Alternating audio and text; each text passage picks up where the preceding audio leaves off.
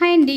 నేను మా అమ్మమ్మ ఛానల్ నుంచి ఈరోజు నేను చూపించేది వచ్చి లచ్చించారు తయారీ విధానం వినటానికి చాలా విచిత్రంగా ఉంది కదా, బట్ ప్రాసెస్ మాత్రం తయారు చేయటం కొంచెం టఫ్ ప్రాసెస్సేనండి. దీనికి కావాల్సిన పదార్థాలు నేను ఇప్పుడు చూపించేస్తాను. ఇది వచ్చి మనము ఒక మట్టి కుండ అయితే కంపల్సరీ కావాలి. దాంట్లో మనం ప్రతిరోజు బియ్యం కడిగిన నీళ్ళు అండ్ అన్నం వార్చిన గంజి రెండు కూడా రోజు ఒక దాంట్లోకి జమ చేసుకోవాలి. సో నెక్స్ట్ డే పైన తేట వస్తుంది కదా, ఆ తేట తీసేసి సమ్మర్లో అయితే 3 రోజులు, వింటర్లో అయితే 5 రోజులు జమ చేసుకోవాలి ఇట్లాగా. సో ఇది ఇట్లా కాకుండా నిండుతుందన్నమాట ఒక 5 డేస్ కానీ 3 డేస్కి కానీ. దాంతోపాటు మనకు కావాల్సిన పదార్థాలు ఉల్లిపాయలు, బెండకాయలు, చెప్పు, టమాటో, ములక్కాడలు, తెల్లదుంపలు, కొత్తిమీర, కరివేపాకు, పచ్చిమిర్చి, ఉప్పు, కారం, పసుపుతో పాటు నూనె అండ్ పోపులునండి. ఓన్లీ ఇది చేయటే మనకి పెద్ద ప్రాసెస్. రిమైనింగ్ అంతా కూడా మనకి చాలా ఈజీగా మనం రసం ఎలా పెట్టుకుంటామో అలా పెట్టేసుకుంటాం అనమాట. ముందుగా మనము ఇందాక చూపించిన గంజి కడుగు ఉంది కదా, ఇలా మెతుకులు రాకుండా మనం గిన్నెలోను స్టవ్ వెలిగించుకొని ఇట్లా వడకబెట్టుకోవాలి.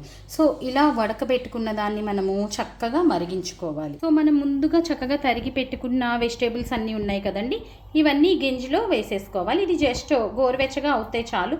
గోరువెచ్చగా అవ్వాక ఈ వెజిటేబుల్స్ అన్నీ ఇలా వేసేసుకొని వీటిని మనము మంచిగా మరిగించుకోవాలన్నమాట. చూసారు కదండి, చక్కగా ఉడుకుతుందన్నమాట. ఇలాగా కంప్లీట్గా ఉడికిపోయేదాకా వెయిట్ చేద్దాం మనం.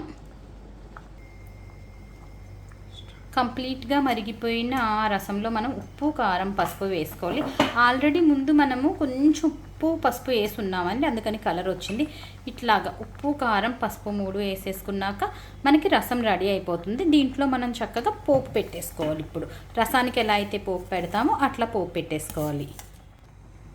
సో ఇలాగా చక్కగా మనం పోపులన్నీ వేసేసుకొని ఎర్రగా వేపేసుకోవాలన్నమాట.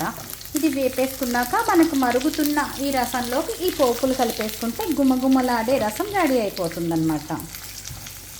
చక్కగా పోపు ఇప్పుడు మంచి గుమగుమలాడే వాసనతో వేగిపోతుందండి. దీన్ని మనం రసంలో కలిపేసుకుందాము. సో గుమగుమలాడే లచ్చించారు రెడీ అయిపోయింది. ఇప్పుడు మనము దీన్ని ఎలా ఉందో రుచి చూసేద్దాం.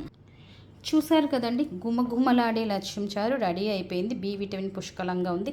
యాక్చువల్గా కారం వద్దనుకున్న వాళ్ళు ఓన్లీ పచ్చిమిరపకాయలతో సరిపెట్టేస్తే ఇది తెల్లగా వస్తుందన్నమాట.